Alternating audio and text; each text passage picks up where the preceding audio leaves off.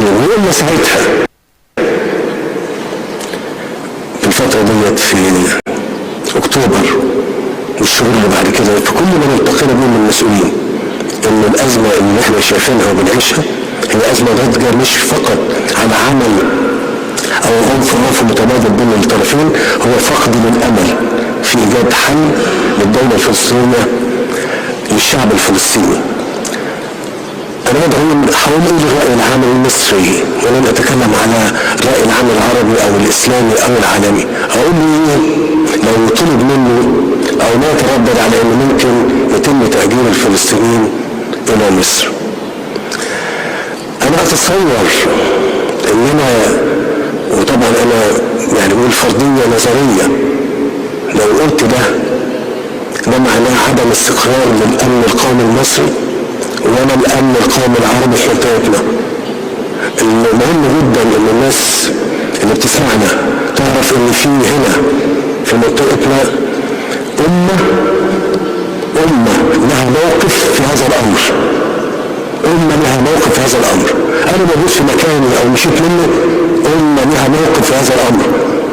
الظلم التاريخي اللي وقع للفلسطينيين وتم تهجيرهم قبل كده ولم يرجعوا الى مناطق ثبت او سبق بالتاكيد لهم ان هم ممكن يرجعوا تاني بعد ما يتم تعميرها. هل ممكن الكلام ده يتكرر مره تاني؟ انا ما افتكرش. وبقول ان الشعب المصري لو انا طلبت منه هذا الامر هيخرج كله في الشارع المصري ويقول لا، لا تشارك في ظلم، لا تشارك في ظلم. انا بقولها بمنتهى الوضوح. ترحيل وتهجير الشعب الفلسطيني من مكانه هو ظلم لا يمكن ان نشارك فيه. السيدات والساده الحضور، تطرقت وفخامه الرئيس روتو الى الاوضاع في السودان الشقيق حيث تبادلنا الراي حول سبل انهاء الصراع الجاري، واكدنا على اهميه استماع العمل المشترك بين مصر وكينيا من اجل التوصل الى حلول جاده للازمه بما يضع حدا للمعاناه الانسانيه التي يمر بها المواطنون السودانيون، ويفتح المجال امام حوار سياسي من اجل تطلعات وامال الشعب السوداني الشقيق في الامن والاستقرار. وقد تبحثت كذلك مع اخي فخامه الرئيس حول اخر تطورات ملف نهر النيل، حيث شددت على الوضعيه الدقيقه لمصر التي تعاني من مرة مائية حادة، واكدت على دعمنا الكامل للاحتياجات التنمويه المشروعه لدول حوض النيل بما يستدعي التنسيق الايجابي فيما بيننا لضمان عدم الاضرار باي طرف. واتفقت الرؤى فيما بيننا على ان نهر النيل يحمل الخير الكثير والكثير من الفرص التنمويه الواعيه بجميع دوله. تم التوافق بينهم على تحقيق التعاون بنوايا سابقه وفقا لقواعد القانون الدولي ذات الصله. اخي فخامه الرئيس والمناته، لقد اسعدني لقاؤكم اليوم، وانني اتطلع الى المزيد من التعاون الوثيق بين بلدينا تلبيه لمصالح شعبينا الشقيقين، متمنيا للشعب الكيني الشقيق كل الخير والاستقرار تحت قيادتكم الحكيمه، واجدد الترحيب بكم في بلدكم الثاني مصر. شكرا جزيلا.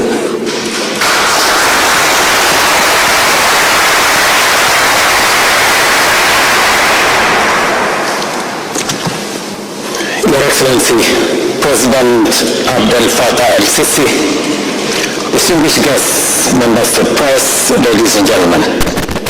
It is a great honor to be in this remarkable country at a historic moment that marks 60 years of deep, strong, and enduring diplomatic relations between Kenya and Egypt.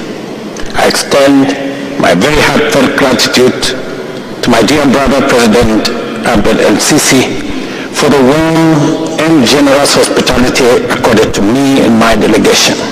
The people of Kenya send their warm regards and best wishes to our Egyptian brothers and sisters for the new year and for the years ahead. Over the years, Egypt has remained one of Kenya's most valuable and dependable strategic partners. The depth of our historic ties dates back to establishment of Kenya's second diplomatic mission in Cairo in 1964 and has set the foundation for this enduring friendship.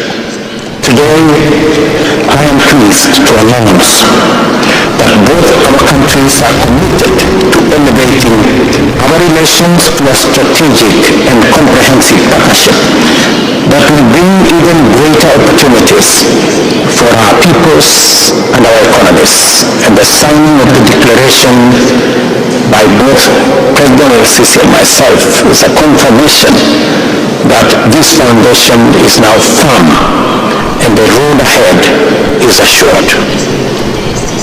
During this visit, we have made significant progress in expanding our areas of cooperation. Following successful negotiations during the 7th session of Kenya-Egypt Joint Commission for Cooperation held in Nairobi last year, we have signed 4 key memoranda of understanding in maritime security, veterinary services, electricity and renewable energy, and fine arts.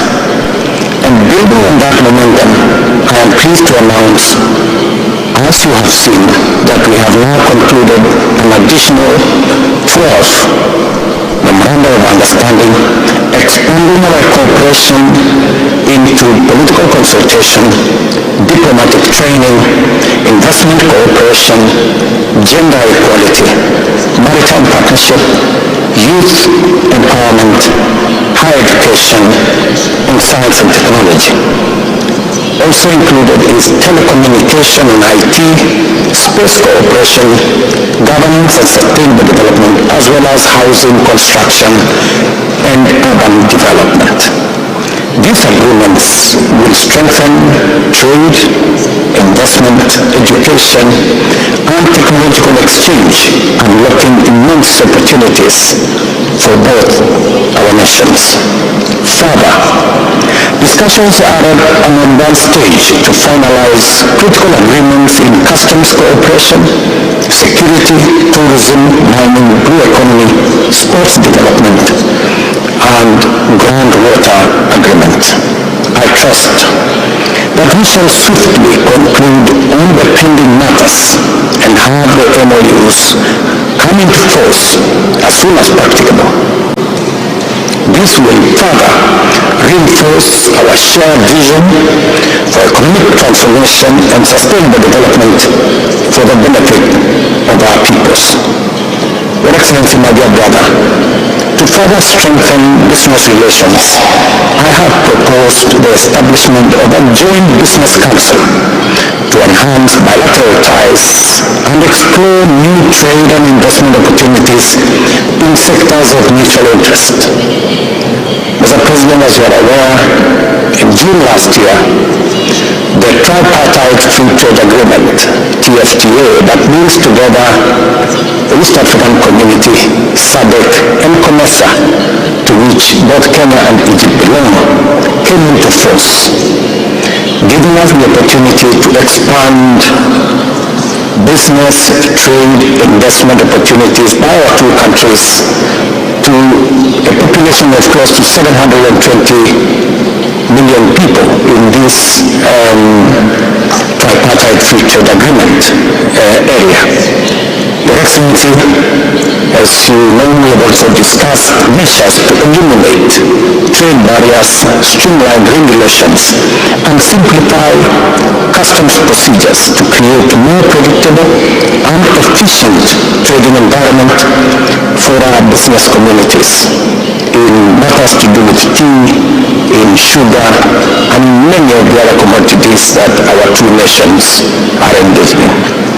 By addressing challenges such as delayed payments and supply chain inefficiencies, we will unlock economic resilience and share prosperity. Your Excellency, Kenya and Egypt have long collaborated in the promotion of peace and security in Africa. Our defense cooperation agreement has seen over 70 Kenyan Defense Forces officers undergo training in Egyptian military facilities, reinforcing our shared commitment to regional security. We recognize that peace is the foundation of progress and must work together to advance stability, particularly in regions affected by conflict. And as I commended to you, Mr. President, we commend your efforts, your participation, and your leadership in the situation in Gaza and all the other hotspots around this region. And you have our commitment, our partnership, our prayers and support as you undertake that huge responsibility. Ladies and gentlemen, I commended my dear brother, President al-Sisi, for his strong leadership in promoting security and stability in Middle East and North Africa, including his tireless efforts in securing a ceasefire and facilitating humanitarian aid into Gaza. Kenya fully supports a two-state solution to the Israeli-Palestinian conflict and remains committed to the UN Security Council Resolution 2728 of last year, which calls for an immediate and unconditional ceasefire. We also discussed Egypt's steadfast support for peace efforts in Somalia under the Africa Union Support and Stabilization Mission in Somalia, as well as its role in mediation efforts in Sudan and South Sudan.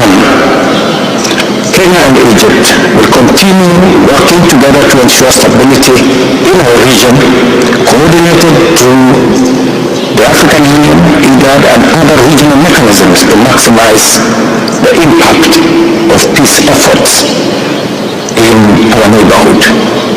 Looking forward, Kenya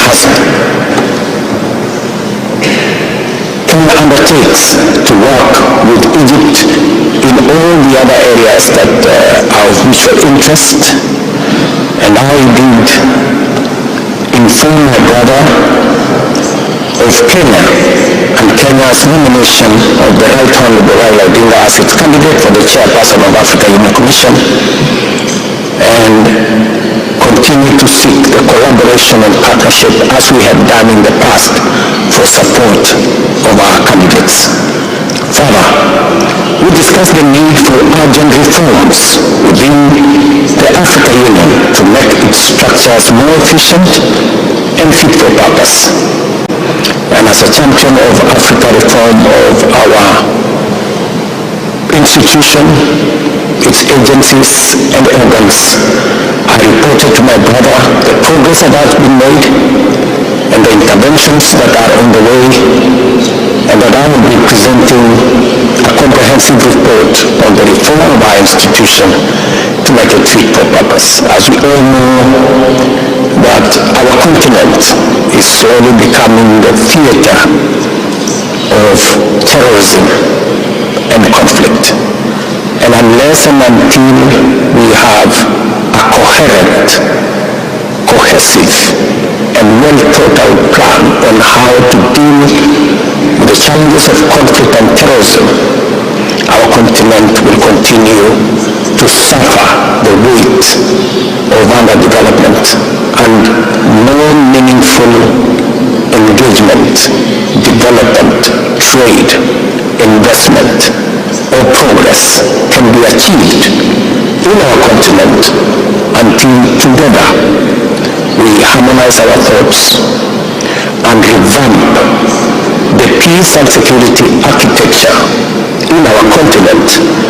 And the place to start is at the Africa Union, and we will be presenting how together as a continent, even as we participate in securing stability and peace in other regions of the world, including what President Sisi is doing in Gaza and what Kenya is doing in Haiti.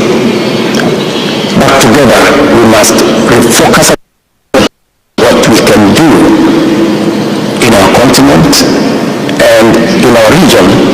secure the stability of our region so that we can engage in what is most important to our people, matters development, progress, industrialization, job creation, dealing with food security, and securing our continent.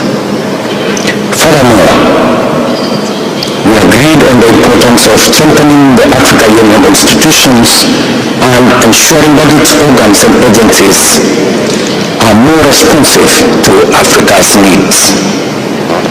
Egypt, ladies and gentlemen, hosts a vibrant Kenya diaspora community of professionals, students, business people, and skilled workers. Kenya deeply values their contribution to our country's development and appreciates the hospitality and support extended to them by the Egyptian government. This visit has been a reaffirmation of the strong friendship between Kenya and Egypt. We have made substantial progress in strengthening our economic, security, and diplomatic ties, and I am confident that our partnership will continue to thrive. I informed my brother that later this evening we will be holding a virtual meeting of the East African community to discuss the deteriorating situation in Eastern DRC and to try and refocus our attention and all the resources we have towards securing what is slowly becoming a humanitarian crisis in the middle of our continent. And I welcomed President Sisi's support, leadership, and whatever else Egypt can do to assist us secure the issues in that part of the world. So ladies and gentlemen, I'm truly proud to have come to Egypt, and my brother President Sisi reminded me that this is the first ever state visit by a Kenyan president in the 60 years of our relations, and I want to thank him for making this possible. Thank you very much. Shukran Chalizam. God bless you, and see you in Nairobi, Mr. President.